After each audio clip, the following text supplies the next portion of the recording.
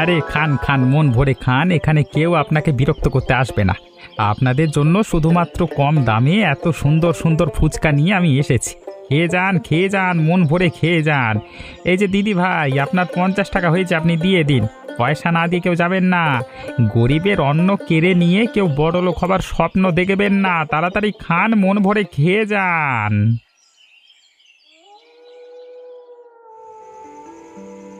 বুঝলে কাকা, আজকে তো ব্যবসা ভালোই জমেছিল। এই ভেজাল দিয়ে আসল ফুচকার স্বাদ একেবারে অন্যরকম করে দিচ্ছি। দেখছি পাবলিক ভালো মতোই খাচ্ছে, কেউ কোনো রকম নিন্দা করছে না। সারাদিন মানুষ ঠকিয়ে বেড়াচ্ছে আর এখানে এসে বড় বড় কথা বলা হচ্ছে।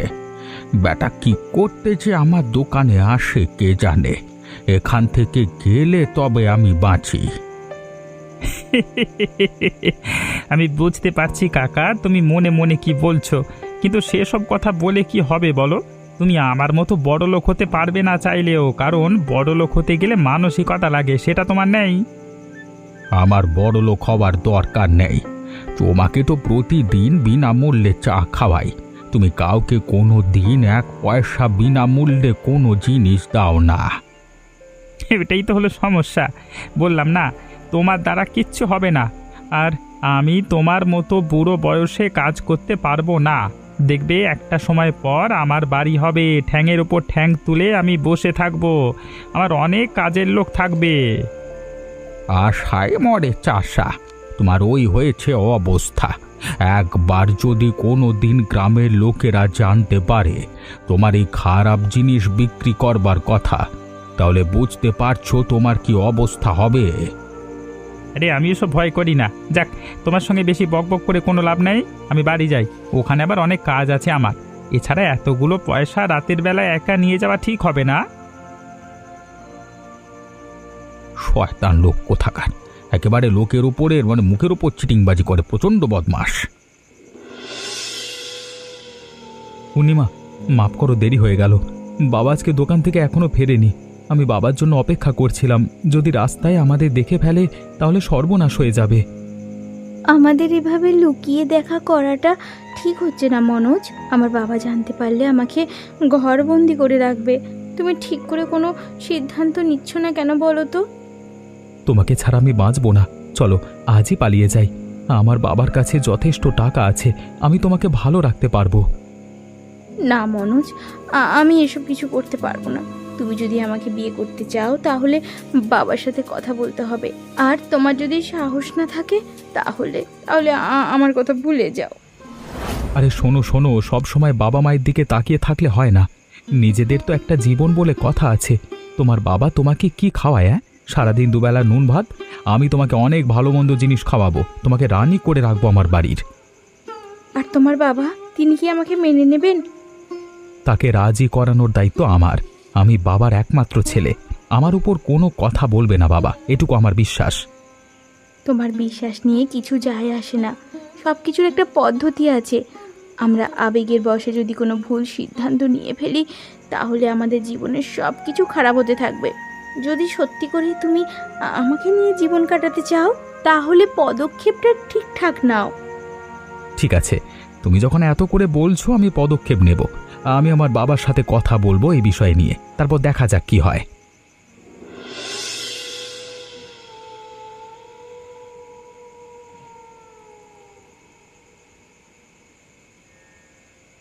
মুরলি, কি করছিস বাবা? এরকম উদাস হয়ে বসে আছিস কেন? কিছু হয়েছে নাকি? বুড়িমা তুমি, এসো এসো। আর কি হবে বুড়িমা, হতে আর কি বাকি রয়েছে? পরিবারের অবস্থা একদম ভালো নয়। কি করে যে জীবন চালাচ্ছি আমি জানি। মাঝে মাঝে মনে হয় বেঁচে থাকবার চেয়ে মরে যাওয়া অনেক ভালো। ছি ছি ছি বাবা, এরকম কথা মুখে আনতে নেই। কেন ভাবিস এরকম কথা? আমি দেখ না, একা কত জীবন কাটিয়েছি, কিন্তু কোনোদিন জীবন নিয়ে এরকম চিন্তা করিনি। কপালে যা লেখা আছে তাই হবে। আমার দুরবস্থা দেখে আমার স্ত্রী আমাকে ছেড়ে চলে গেল। একমাত্র মেয়ে, তাকে অনেক কষ্ট করে মানুষ করলাম, কিন্তু সেই মেয়ে এখন আমার কথা শুনতে চায় না। মাঝে মাঝে ঘর থেকে কোথায় বেরিয়ে যায় আমি তা জানি না। চারিদিক থেকে চিন্তা আমাকে একেবারে ঘিরে ধরেছে। আমি পাচ্ছি না বুড়িমা, পাচ্ছি না। শোন বাবা, এসব নিয়ে চিন্তা ভাবনা করিস না, যা হবার হবে। কাজ থেকে ফিরে এসেছিস, অনেকক্ষণ হয়েছে, কিছু তো খাওয়াও হয়নি। এই মেয়ে তোর জন্য সবজির তরকারি এনেছে, কিছু মুখে দে। তোমরা আছো বলি রক্ষে, না হলে যাবে কি করতাম। তোমাকে কি বলে যে ধন্যবাদ দেব, সত্যি আমি ভাষা খুঁজে পাচ্ছি না। আমাকে ধন্যবাদ দিতে হবে না, আমি যতদিন জীবিত আছি তোর কোনো চিন্তা নেই, তোকে আমি দেখে শুনেই রাখবো। এই মেয়ে, তুই এই সন্ধেবেলা একা একা কোথায় গিয়েছিলিস রে? তোর কি লজ্জা বলে কোনো কিছু নাই নাকি? বাড়িতে একটা বাবা খাটাখাটনি করে আসে রাতের বেলায়, তার একটু সেবা না করে তুই সারাদিন কোথায় কোথায় ঘুরে বেড়াস রে? আমার বিষয়ে তোমার এত কথা বলার কোনো প্রয়োজন নেই। তুমি নিজে কাজ করো না, যাও নিজের ঘর সামলাও। আমাকে এত জ্ঞান দেওয়ার কোনো মানে হয় না। তুই গ্রামের মেয়ে তো, তাই তোর জন্য ভালো মন্দ চিন্তা মাঝে মাঝে হয়। তবে একটা কথা বলে শুনে রাখ, ওই মনোজ ছেলেটা খুব একটা ভালো না, তুই ওর সাথে বেশি মেলামেশা করবি না। আমি কিন্তু সব জানি। মনোজকে নিয়ে তোমার এত মাথা ব্যথা কেন গো? কে ভালো কে খারাপ সেই বিচার কি তুমি করবে নাকি? হ্যাঁ, ওর বাবাটাকে জানিস তো? 1 নম্বরের চিটিংবাজ। ওই যে ফুচকা বিক্রি করে, খারাপ জিনিস ভেজাল দিয়ে বিক্রি করে। তার ছেলে কেমন হবে বলতে পারিস? এখন হয়তো আমার কথা তোর মনে দাগ কাটবে না, কিন্তু পরে নিশ্চয়ই তুই আমার কথাটা বুঝতে পারবি। চুপ করো। আমার জীবন নিয়ে তোমার এত মাথামাতি কেন? তুমি কি আমার মা নাকি? হ্যাঁ, আর ওর বাবা যদি খারাপ কাজ করেই থাকে, খারাপ ফুচকা যদি বিক্রি করেই থাকে, তাহলে লোকজন এত নিয়ে এসে খায় কেন? হ্যাঁ, আসলে তো ওরা একটু বড়লোক বলে না তোমাদের সহ্য হচ্ছে না। ওরে, জীবনে কত জিনিস সহ্য করে চলে এলাম, আর এই এমন কি একবারে জিনিস রে? বললাম তো, আমার কথা এখন বুঝবি না। যা যা যা, তুই যেখানে যাচ্ছিলিস যা, তোকে আটকানোটাই আমার ভুল হয়েছে। তোমাকে যদি আমার বিষয়ে আর একবারও কথা বলতে দেখি, তাহলে কিন্তু খুব খারাপ হবে বলে দিলাম।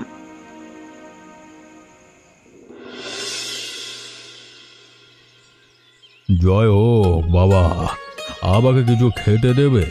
অনেক দূর থেকে হেঁটে আসছি, প্রচণ্ড ক্লান্ত হয়ে গেছি। আপনি বসুন গুরুদেব, আমি আপনার জন্য খাবার ব্যবস্থা করছি।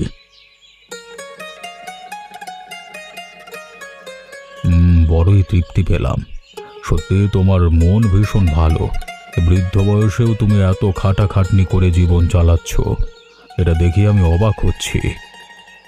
কি করব গুরুদেব, আমাকে দেখবার মতো কেউ নেই। নিজের পেটের ভাতটুকু জোগাড় করবার জন্য খাটাখাটনি করি। এই দোকানটাই আমার জীবন, সারাদিন এখানেই পড়ে থাকি আমি। মহাত্মাজি, আমার এই সামান্য ফুচকাটাকে গ্রহণ করুন। মানে আপনি যদি ফুচকা খান তাহলে আমি ধন্য মনে করব নিজেকে। বৎস, কিন্তু আমি এখন কিছু খাবো না। এমাত্র কিছু মিষ্টান্ন খেলাম, একটু আগে যদি আনতে তাহলে আমি না হয় খেয়ে দেখতাম। বলছেন কি? তাহলে কি আপনাকে সেবা করবার কোনো রকম সুযোগ আমি পাবো না? আপনি এরকম করবেন না। আবার পরে কোনো দিন এলে তোমার দোকান থেকে নিশ্চয়ই খাবো। না না, তা কি করে হয়? এত সুন্দর সুযোগ আমি ছেড়ে দেব কি করে? আমার বাড়িতে না হয় কিছুদিন থাকবেন, চলুন, তাহলে আমি নিজেকে ধন্য মনে করব। দয়া করুন বাবা। না বৎস, এবারে আমি তোমার ইচ্ছে পূরণ করতে পারলাম না, কিন্তু পরের বার এসে নিশ্চয়ই আমি তোমার কাছে থাকবো, আমি তোমাকে কথা দিচ্ছি। ততদিনে যদি আমি না থাকি, মানে মানুষের জীবন তো বলা তো যায় না, কখন আছে কখন নেই, তাই বলছিলাম আর কি। না না বৎস, আমি দেখতে পাচ্ছি তোমার কিচ্ছু হবে না, তুমি একদম সুস্থ সবল সতেজ থাকবে। তাহলে আর কি, আমি অনেক আশা নিয়ে এসেছিলাম আপনার কাছে, আমি বড় আহত হলাম গুরুদেব। ভালো থাকবেন, আবার যখন আসবেন নিশ্চয়ই দেখা হবে। হ্যাঁ। কি ব্যাপার, তুমি আমাকে ইশারা করে বারণ করলে কেন? ও খুব একটা ভালো না, আমি আপনাকে সব বলছি পরে। তবে আপনাকে আজকে ছাড়ছি নে, আজকে রাতে আমাদের বাড়িতে থাকতে হবে। আপনার সেবা করতে পারলে নিজেকে ধন্য মনে করব।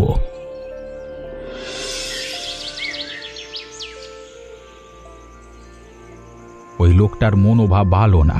আমি ফুচকাগুলো আপনাকে খেতে বারণ করলাম এই কারণে, কারণ ওই লোক ভেজাল জিনিস দিয়ে ফুচকা বিক্রি করে গ্রামের গরিব মানুষদের খুব কম দামে। এমনিতেও আমি ওসব জিনিস খেতাম না, কিন্তু তা বলে একজন ব্যবসায়ী হয়ে গ্রামের মানুষদেরকে এভাবে ঠকাবে সে তো মেনে নেওয়া যায় না। কি বলবো বলুন, আমি কিছু বলতে গেলেই দোষ। অথচ প্রতিদিন সন্ধেবেলায় আমার দোকানে চা খাবে আর আমাকে টাকার হিসেব দেখিয়ে যাবে। আমি এত টাকা ইনকাম করেছি মানে কতটা বড় লোক হয়েছে বোঝায় আর কি। কিন্তু গ্রামবাসীরা এই জিনিস মেনে নিচ্ছে কি করে? তারা দলবদ্ধভাবে কিছু বলতে পারছে না। এটাই তো মুশকিল সাধু বাবা, তাদেরকে এক করা একদম সম্ভব নয়। তাদের মনের মধ্যে হিংসে ঢুকে গেছে। এখন কাকে কি বলতে যাবন বলুন তো? সব কিছু বুঝতে পারছি, কিন্তু এইভাবে মানুষকে ঠকানো কিন্তু ঠিক নয়। ওপরে বিধাতা আছেন, সব কিছু দেখছেন। আপনি কিছু একটা ব্যবস্থা করুন। যদি গ্রামের মানুষগুলোকে বাঁচাতে পারেন তাহলে খুব উপকৃত হতাম। সত্যি কথা বলতে এই মুহূর্তে আমি কোনো উপায় খুঁজে পাচ্ছি না, তবে যদি কোনো উপায় খুঁজে পাই তাহলে নিশ্চয়ই তোমাদের সাহায্য করব, তোমরা চিন্তা করো না।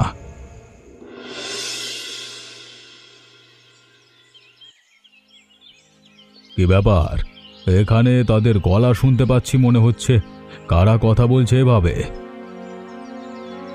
তুমি তো আগের দিন আমাকে বলে গেলে বাবার সাথে কথা বলে সমস্ত কিছু জানাবে, কিন্তু আজকে তুমি কথা বলোনি। আরে তুমি ভয় পাচ্ছ কেন? আমি তোমাকে বিয়ে করবই।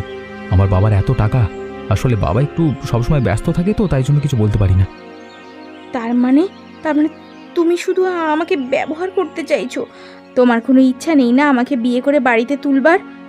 তোমার কথা শুনে স্পষ্ট বোঝা যাচ্ছে। আরে তুমি বুঝতে পারছো না, ব্যাপারটা অত সোজা নয়। যদি সহজ হতো তাহলে আমি এতদিনে তোমাকে নিয়ে চলে যেতাম। তুমি আগের দিন যে কথাটা বললে সেটা ঠিক। গ্রামের অনেক লোকজন আমার বাবাকে খুব একটা দেখতে পারে না। আমরা যদি কিছু একটা আবেগের বশে কাজ করে ফেলি তাহলে কিন্তু লোকের কাছে মুখ দেখাতে পারবো না। শুধু তাই নয়, তোমার বাবা আমাদের দুজনকে ঘর থেকে তাড়াবে। তখন আমরা কোথায় যাব কিছু ভেবেছো? আমার সব কিছু গুলিয়ে যাচ্ছে। তুমি আমাকে তাড়া দিচ্ছ বলে আমার এই অবস্থা হচ্ছে, না হলে আমি ঠিক ধীরে ধীরে ভাবনা চিন্তা করে যাচ্ছিলাম। এদিকে গ্রামের লোকেরা আমাদের সম্বন্ধে ধীরে ধীরে সব কিছু জানতে শুরু করে দিয়েছে। সন্ধ্যাবেলা এখান থেকে যাওয়ার সময় কালকে কমলা কাকিমা আমাকে ধরেছিল, তোমার সম্বন্ধে অনেক কথা বলল। আমি তো এক প্রকার ঝগড়া করতে শুরুই করে দিয়েছিলাম। তাই নাকি? তাহলে তো আমাদের সাবধান হওয়া প্রয়োজন। আমরা ভেবেছিলাম আমরা একাই শেয়ানা। না না, আমাদের এরপর সাবধান হতে হবে একদম। এসব যদি বাবার কানে যায় মানে। ভয়? এখনো তুমি তোমার বাবাকে ভয় পাচ্ছ? বুঝতে পেরেছি, আমি সবটা বুঝতে পেরেছি। আরে না না, এই বিষয়ে পরে কথা হবে। চলো, এখন দিনের আলো ফুটে উঠেছে, আমরা এখান থেকে তাড়াতাড়ি চলে যাই। এই তো উপায় খুঁজে পেয়ে গেছি। ওপরওয়ালা নিশ্চয়ই আমার ডাক শুনেছেন। না না, আজকে মনে হচ্ছে গ্রাম থেকে আমার আর যাওয়া হলো না। এবার আমার কাজ শুরু করতে হবে। রামপালকে দেওয়া কথা আমাকে রাখতেই হবে।